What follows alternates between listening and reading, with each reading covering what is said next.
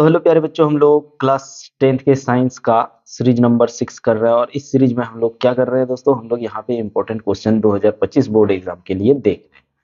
तो प्यारे बच्चों चलिए, हम लोगों ने पिछली सीरीज में 78 तक किया हुआ था। अब इस सीरीज में हम लोग क्या करने वाले हैं दोस्तों, इस सीरीज में हम लोग 79 से क्वेश्चन शुरू करेंगे।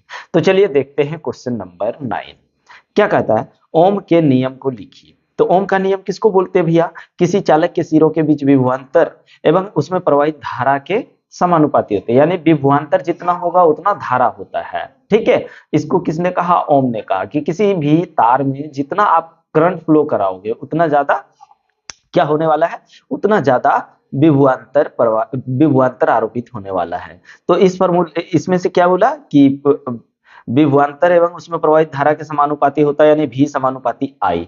अब हमने क्या किया, इस समानुपाती, ये चिन्ह जो आप देख रहे हैं ये समानुपाती का चिन्ह है, इसको जैसे ही हम लोग हटाएंगे यहाँ पे एक कांस्टेंट यानी स्थिरांक आ जाएगा, जिसको हम लोगों ने आर बोला। आर क्या है, ओम के नियम का स्थिरांक, जिसको आमतौर की भाषा में प्रतिरोध बोला जाता है। क्या बोला जाता है प्यारे बच्चों, प्रतिरोध बोला जाता है। ये क्वेश्चन और भी इंपॉर्टेंट है दोस्तों, इसलिए एकदम इसको देख के जरूर जाइएगा, नहीं तो फिर एग्जाम में नंबर जो आप सोचे हैं आपके उम्मीद के मुताबिक नंबर नहीं आएगा। क्वेश्चन क्या है, श्रेणी क्रम संयोजन किसे कहते हैं। तीन प्रतिरोधक R1 R2 एवं R3 श्रेणी क्रम में संयोजित है तो उसका तुल्य प्रतिरोध, तुल्य का मतलब होता है टोटल, हाँ कुल, ठीक है। या यहाँ पे तुल्य की जगह समतुल्य भी रह सकता है, तो टेंशन नहीं लेना है। या फिर आपको पूछ सकता है कि R बराबर, सिद्ध कीजिए R बराबर R1 plus R2 plus R3 plus R4, ऐसे करके कुछ भी पूछ सकता है। तो आइए, श्रेणी क्रम संयोजन किसको बोलेंगे, जब ये देखिए ये प्रतिरोध है, ठीक है, ये प्रतिरोध है। प्रतिरोधकों को जब एक सीधे में संयोजित जोड़ा जाएगा, प्रतिरोधकों को एक सीधे में यानी एक सीरीज में जोड़ा जाए दोस्तों, तब उसको हम लोग बोलेंगे श्रेणी क्रम संयोजन। ठीक है, श्रेणी क्रम में संयोजित है। तो श्रेणी क्रम संयोजन में क्या होता है, हर प्रतिरोधक में अलग अलग विभवांतर होता है, यानी हर किसी में अलग अलग विभवांतर होता है, लेकिन धारा सब में बराबर प्रवाहित होता है। वही चीज लिखा है, प्रतिरोध का श्रेणीक्रम संयोजन में एक परिपथ में समान मात्रा में धारा प्रवाह होता है। इसमें विभवांतर का योग जो होगा, एक यहाँ पे हमने बैटरी में V वोल्ट मान लो दिए थे, तो यहाँ बढ़ के V1 V2 V3 हो गया। ठीक है, तो वही चीज हम लोग कर रहे हैं। अब इसका सूत्र हम लोगों को निकालने बोला है, तो यहाँ क्या करने वाले देखिए, मान लेते हैं एक बार, क्योंकि आपको एग्जाम में ऐसे ही लिखना है। ठीक है दोस्तों, तो कहता है माना R1 R2 R3 तीन प्रतिरोध है जिसमें आरोपित विभवांतर V1 V2 तथा V3 है, और कुल विभवांतर क्या है, V है, और उसमें उस परिपथ में प्रवाहित धारा क्या है, I है, मान लिए। ठीक है, I धारा प्रवाहित है। तो अब देखिए, एक भी हमने दिया था, यहाँ क्या वो मिला, 1 2 3, तो V बराबर क्या हो जाएगा, V1 plus V2 plus V3, हमने वही किया है, देख लीजिए V1 plus V2 plus V3। अब ओम के नियम से अभी पढ़ें कि V बराबर क्या होता है, आपको दिखा रहे, अभी जस्ट दिखा रहे प्यारे बच्चों, एक सेकेंड रुकिए, एक सेकेंड, एक पेज निकाल रहे हैं। हाँ, पेज नहीं निकालेंगे तो फिर आप लोगों को कैसे बताएंगे दोस्तों, घबराने वाली बात नहीं है प्यारे बच्चों, रुकिए एक सेकेंड रुकिएगा, कहीं मिल जाओ भाई, पेज मिल जाओ, नहीं मिल रहा है यार, तो एक कॉपी निकाल लेते हैं, कॉपी निकाल लेते हैं दोस्तों। अब यहाँ पे कॉपी आपको दिखा रहे हैं, कॉपी में देखिएगा, हमने क्या पढ़ा, V बराबर I R पढ़ा, पढ़ा कि नहीं। अगर हमको I निकालना हो तो क्या मिलेगा, V बटे R मिलेगा। अगर R निकालना हो तो क्या मिलेगा, V बटे I मिलेगा। ये तीनों ध्यान में रखना दोस्तों, ये बहुत इजी होने वाला है। चलिए ये चीज क्लियर हो गया। तो यहाँ पे V बराबर क्या हो जाएगा, IR, ऐसे भी हमने V बराबर IR देख रखे हैं, तो V बराबर मान लीजिए IR है, V बराबर क्या है, IR है दोस्तों। तो आप बताइए V1 बराबर क्या हो जाएगा, IR1, V2 बराबर IR2, और V3 बराबर क्या हो जाएगा, IR3। तो हमने क्या किया, V1 V2 V3 और V का मान समीकरण 1 में रख दिया, V के जगह रखेंगे तो क्या हो जाएगा, IR, देखिए IR हो गया। V1 के जगह रखेंगे तो क्या हो जाएगा, IR1, V2 के जगह IR2, V3 के जगह IR3।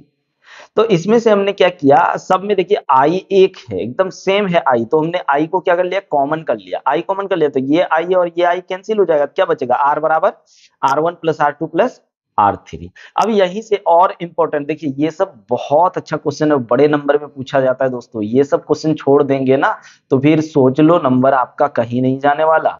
नंबर घटेगा ही, और बना के आएंगे तो 100% नंबर बढ़ेगा। तो यहाँ क्वेश्चन है पार्श्वक्रम संयोजन क्या है? तीन प्रतिरोधक R1 R2 और R3 पार्श्वक्रम में संयोजित है। पार्श्वक्रम को समांतर क्रम भी बोलते हैं, तो घबराना नहीं है, अगर समांतर क्रम पूछ दे तो समझ लेना कि पार्श्वक्रम ही है।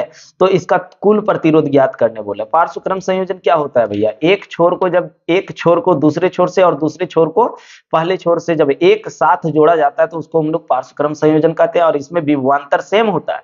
विभवांतर क्या होता है? एक बराबर होता है, लेकिन करंट हमने आई फ्लो कराया तो इसमें I1 जाएगा, I2 जाएगा। यहां से देखिए ना, यहां से बंट गया तीन दिशा में, तो ये I को तीनों दिशा में बांटना होगा।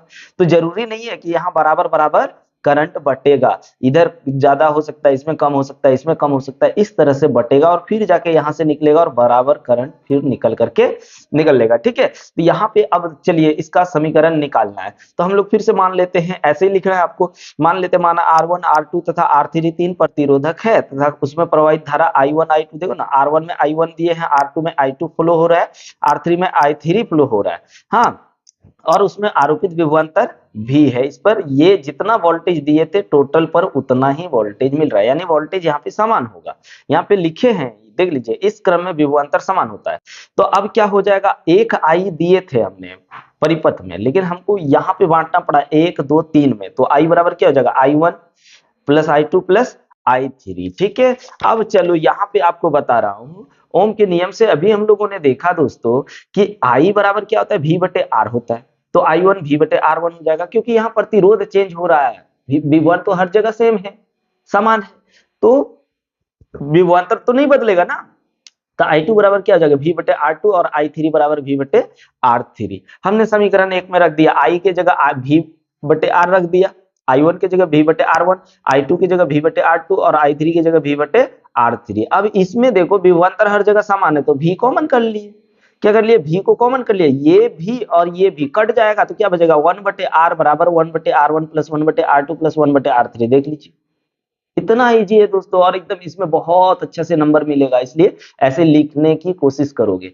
अब हमने इस साइड लिख दिया है, तो देखो इस साइड आप लोग नहीं लिखोगे, मेरा पेज कम था इसलिए इस साइड कर दिए। ठीक है, अब यहाँ पे अगला क्वेश्चन, ये भी बहुत इंपॉर्टेंट है दोस्तों, एकदम देख के जाओ हर हाल में। कहता है किसी चालक का प्रतिरोध किन कारकों पर निर्भर करता है? तो किसी भी चालक का प्रतिरोध उसकी लंबाई, ठीक है, और उसकी मोटाई और उसकी प्रकृति पर निर्भर करता है। लंबाई जितना ज्यादा होगा, ठीक है, लंबाई जितना ज्यादा होगा, जितना कम होगा उस पर भी डिपेंड करता है। अगर ज्यादा मोटा रहा, दो तार मान लीजिए ले लिए, एक मोटा है और एक पतला है, तो जिस जिस चालक का, जो चालक ज्यादा मोटा रहेगा, ठीक है, उसमें प्रतिरोध कम हो जाता है दोस्तों। क्या हो जाता है? प्रतिरोध कम हो जाता है। तो मोटे तार में करंट आसानी से फ्लो करेगा और पतले तार में करंट आसानी से फ्लो नहीं करेगा, बल्कि उसको पिघला देगा। उसके बाद आता है विद्युत चुंबक क्या है?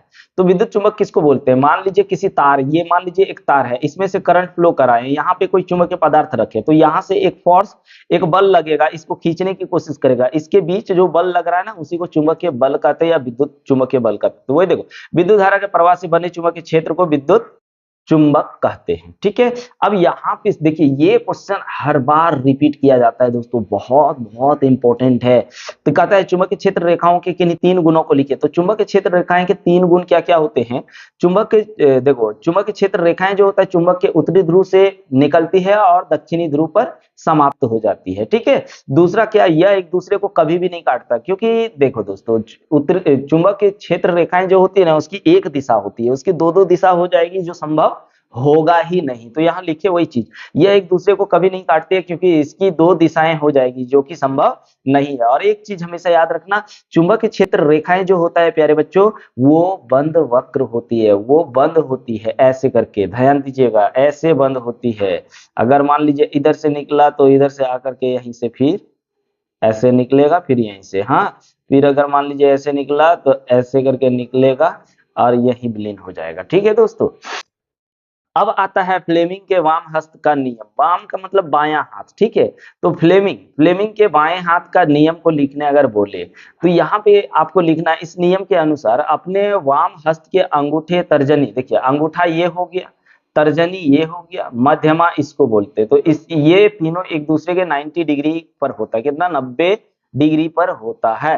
तो कहता तर्जनी मध्यमा इस प्रकार फैलाइए कि ये तीनों एक दूसरे के परस्पर लंबवत हो, लंबवत मतलब 90 डिग्री पर हो। हाँ, यदि तर्जनी चुंबकीय क्षेत्र की दिशा, देखो तर्जनी क्या कर रहा है, ये क्या कर रहा है, चुंबकीय क्षेत्र की दिशा, और उसके बाद मध्यमा जो होता है वो चालक में प्रवाहित विद्युत धारा की दिशा बताएगा, और अंगूठा अपने आप चुंबक के बल की दिशा को प्रदर्शित करता है। ये था हम लोगों का क्वेश्चन नंबर 85। अब जो हम लोग देखने वाले हैं दोस्तों क्वेश्चन नंबर 86 से, छोटा छोटा करके कर रहे हैं दोस्तों ताकि आप लोगों को भी देखने में अच्छा लगे, लेकिन आप लोग कमेंट नहीं करते हो भैया, ये बड़ा दिक्कत वाली बात है। तो चलिए यहीं पे करते हैं समाप्त। जय हिंद।